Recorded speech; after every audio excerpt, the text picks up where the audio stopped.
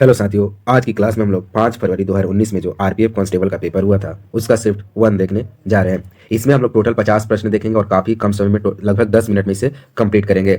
आप लोग इसे पूरा वीडियो को देख कर जाएंगे। टोटल 50 प्रश्नों को आप लोग देख कर जाएंगे, बीच में स्किप नहीं करेंगे और लाइक करेंगे और सबसे पहले चैनल को सब्सक्राइब करेंगे। आप लोग को लग रहा होगा कि आप लोग बस 50 प्रश्न देख लेंगे तो आप लोग का जीके अच्छा हो जाएगा। नहीं, आपको हर एक प्रश्न से रिलेटेड प्रश्न तैयार करना है, उस टॉपिक से रिलेटेड सारे प्रश्न को एक जगह इकट्ठा करके लिखना है और उसे याद करना है। नहीं तो आप लोग बस इसको देखेंगे और भूल जाएंगे। मान लीजिए एक ही प्रश्न आप पढ़ लेंगे तो क्या हो जाएगा, हो सकता है कि ये प्रश्न रिपीट ना हो, लेकिन जब इससे रिलेटेड आप टोटल 50 से 60 प्रश्न को देखेंगे, 100 के करीब भी अगर देखते हैं, तो अगर मायोरी लोग से कोई भी प्रश्न आ गया, यानी जनजाति, मान लीजिए जनजाति है, जनजाति से अगर कोई भी प्रश्न आता है तो आप लोग उसका सही सही आंसर कर पाएंगे। तो आपको सिंगल प्रश्न याद करने से कोई फायदा नहीं है, आपको इससे रिलेटेड 50, 100, 200 प्रश्नों को याद करना पड़ेगा, तब जाके जीके आपका मजबूत होगा। जब हम लोग तैयारी करते थे तो 2-4 कॉपी बनाए थे ऐसे ही एनालिसिस के लिए, उसमें हम लोग टॉपिक वाइज सारे प्रश्नों को लिखते थे और उसको हम लोग बारी बारी से खाली टाइम में बैठकर, पढ़ने के टाइम पे नहीं, जब पढ़ाई से मन उब जाता है तो हर एक टॉपिक से रिलेटेड आप लोग गूगल, यूट्यूब या कहीं भी सर्च कर करके,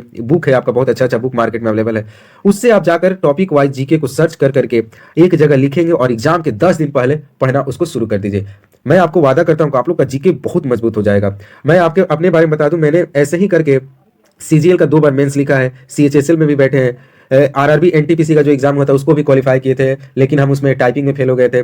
एमटीएस मैंने कोलकाता में ज्वाइन किया था, उस वहां बस 4 महीने मैंने नौकरी किया। अभी मैं फिलहाल वहां से रिजाइन देकर बिहार में जो बीपीएससी टीचर की नियुक्ति हुई थी, मैं उसके पद पर पदस्थापित हूं। तो आप लोग ऐसे ही जीके को अच्छे से पढ़े ताकि आपका जीके मजबूत हो जाए। तो चलिए आज की क्लास को हम लोग शुरू करते हैं। बहुत आज हो गया, बात बता दी, लेकिन ऐसे ही आप लोग को करना होगा।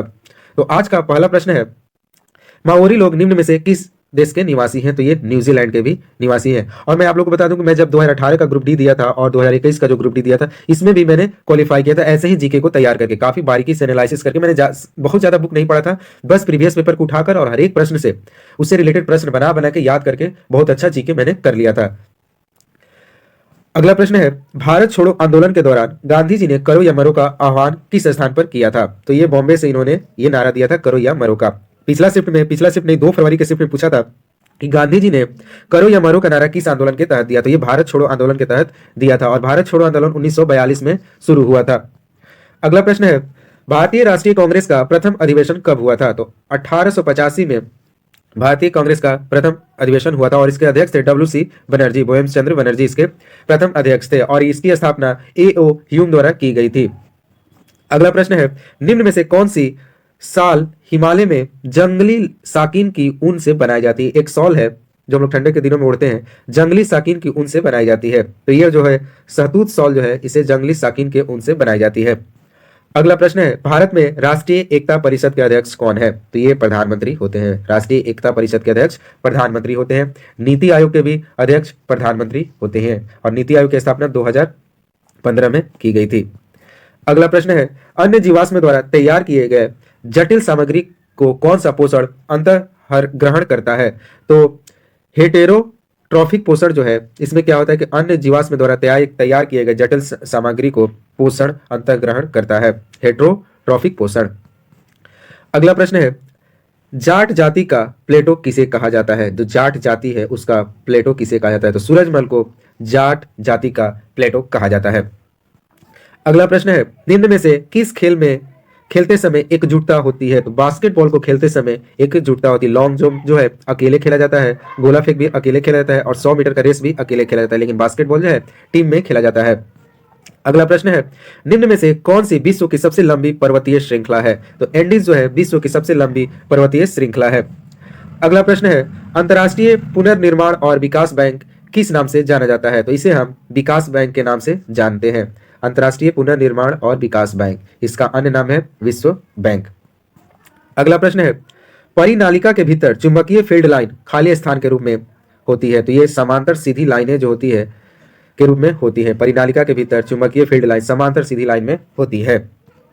अगला प्रश्न है, वस्तु और सेवाओं की आपूर्ति के लिए शिल्प निर्माता जातियों और ग्राम समुदाय के बीच की व्यवस्था को क्या कहते हैं? तो इसे जजमानी प्रणाली कहते हैं।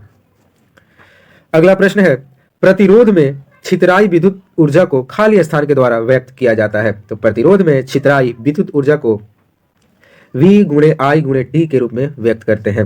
वोल्ट ये विद्युत करंट और ये टाइम होता है। और ये क्या है? ऊर्जा।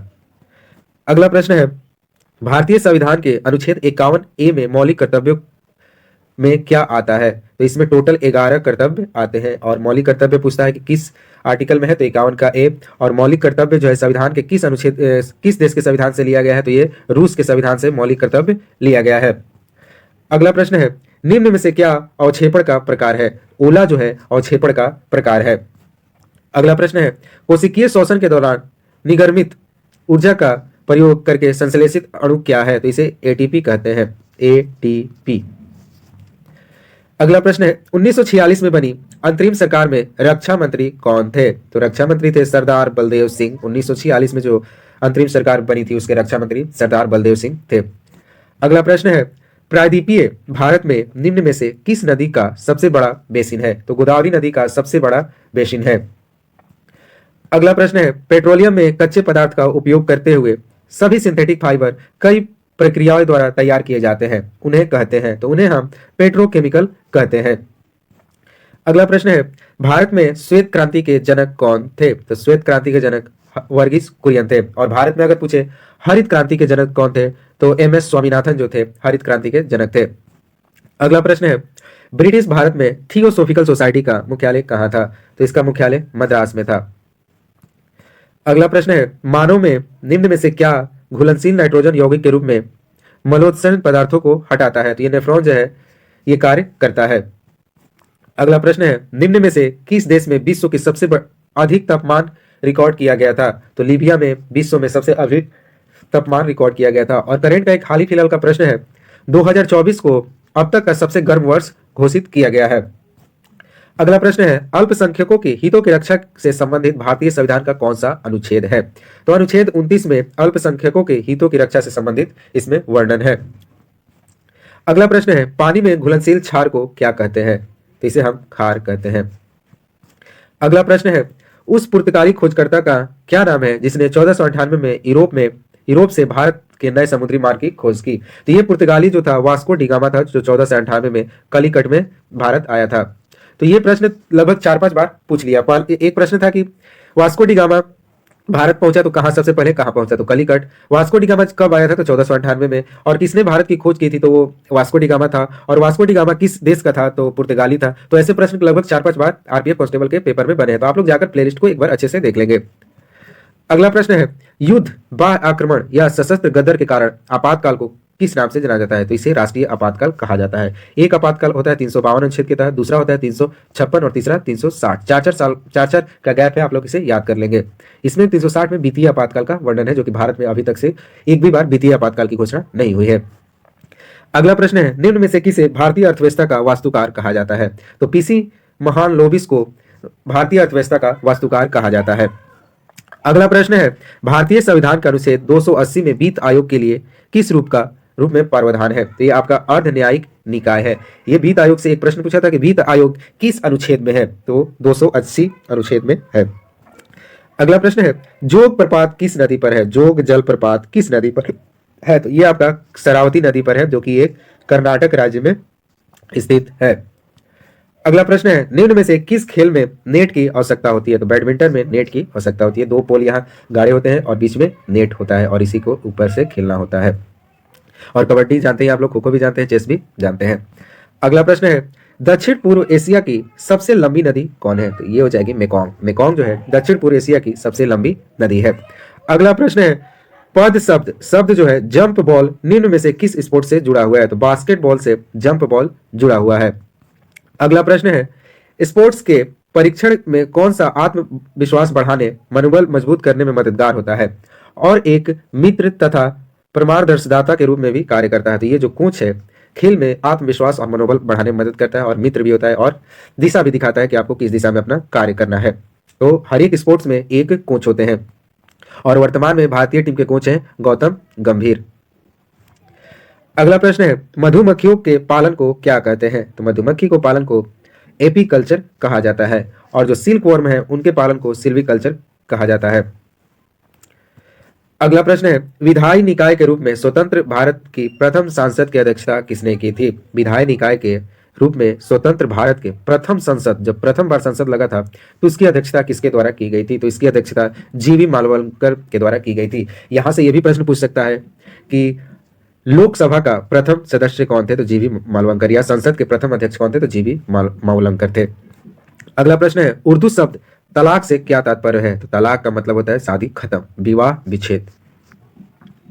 अगला प्रश्न है, अपतानी जनजाति भारत के किस प्रदेश में है? तो अपतानी जनजाति जो है अरुणाचल प्रदेश में निवास करती है। तो जनजाति से प्रश्न आप लोग याद करेंगे। जनजाति से रिलेटेड हर एक राज्य, टोटल 28 राज्य है ना, 28 राज्य के जितने भी जनजाति हैं, आप लोग एक पहले बिहार का एग्जाम्पल बता रहे हैं, पहले मान लीजिए मध्य प्रदेश का आप लिखेंगे, तो मध्य प्रदेश के जितने भी जनजाति हैं सारे लिख लेंगे। उसके नीचे आएंगे छत्तीसगढ़, फिर बिहार, यूपी, सब ऐसे ही कर करके सारे जनजाति को लिख लेंगे और आप अपने मन से ट्रिक बनाकर उसको याद कर लेंगे।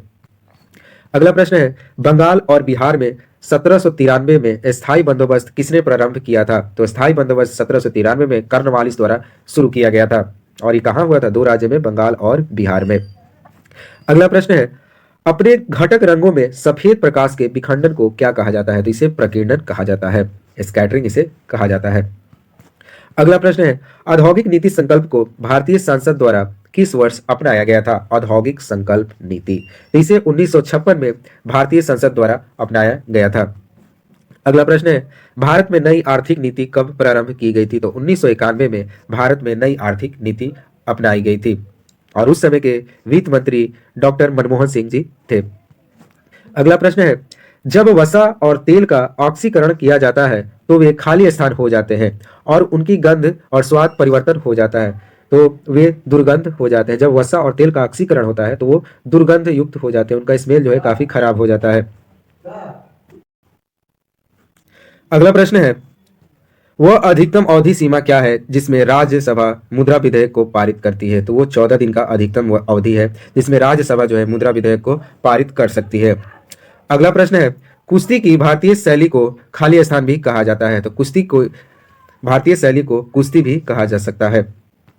अगला प्रश्न है, भारत के संविधान में वर्तमान कितने भाग हैं? तो ये आपका टोटल 25 भाग है। इसी से रिलेटेड एक प्रश्न पूछा था, तो भारत के संविधान में टोटल अनुसूची कितनी है? तो अनुसूची आप कमेंट में बताएंगे। टोटल अनुसूची अभी फिलहाल 12 है। जब मूल रूप से संविधान बना था तो उसमें 8 अनुसूची थी, इसको बढ़ाकर अब 12 कर दिया गया है। अगला प्रश्न है, वन अनुसंधान संस्थान कहाँ स्थित है? तो वन अनुसंधान संस्थान जो है देहरादून में स्थित है। आप कमेंट में बताएंगे गन्ना अनुसंधान कहाँ है, ईख अनुसंधान कहाँ है? ईख और गन्ना तो सेम होता है। आलू अनुसंधान कहाँ है? और एक आपका हो जाएगा तंबाकू। ये 3 चीज आप कमेंट में लिखेंगे, इनका अनुसंधान का संस्थान कहाँ है, इनका मुख्यालय कहाँ है। अगला प्रश्न है, यूनियन सूची में मूलतः कितने विषय होते हैं? तो यूनियन सूची में 97 विषय है और आप बताएंगे 110 और 47 किस सूची में है। एक होता है यूनियन सूची, एक होता है राज्य और एक होता है समवर्ती। आप तीनों में बताएंगे कि कितना कितना विषय शामिल किया गया है। अगला प्रश्न है, ग्रीष्मकालीन ओलंपिक 2020 में किस देश द्वारा मेजबानी की गई थी? तो ये जापान के द्वारा मेजबानी की गई थी। ये करंट का प्रश्न है। अगला प्रश्न है जो कि लास्ट प्रश्न है, उच्च उपज किस्म यानी हाई यील्डिंग वैरायटी का प्रयोग करके अनाज के उत्पादन में एक बड़ी मात्रा में वृद्धि के लिए निम्न में से किसे जाना जाता है? तो हरित क्रांति जो हुई थी 1966 और 67 में, इसमें काफी वृद्धि हुई थी कृषि के क्षेत्र में और इसके जनक थे एमएस स्वामीनाथन। विश्व में अगर पूछे तो नॉर्मन बोरलॉग थे और भारत में पूछे तो एमएस स्वामीनाथन इसके जनक थे। तो आज की क्लास हमारी यही समाप्त हुई। अगर आपको वीडियो पसंद आया तो एक लाइक करें और सबसे पहले चैनल को सब्सक्राइब करें। मिलते हैं नए वीडियो के साथ। जय हिंद, जय भारत।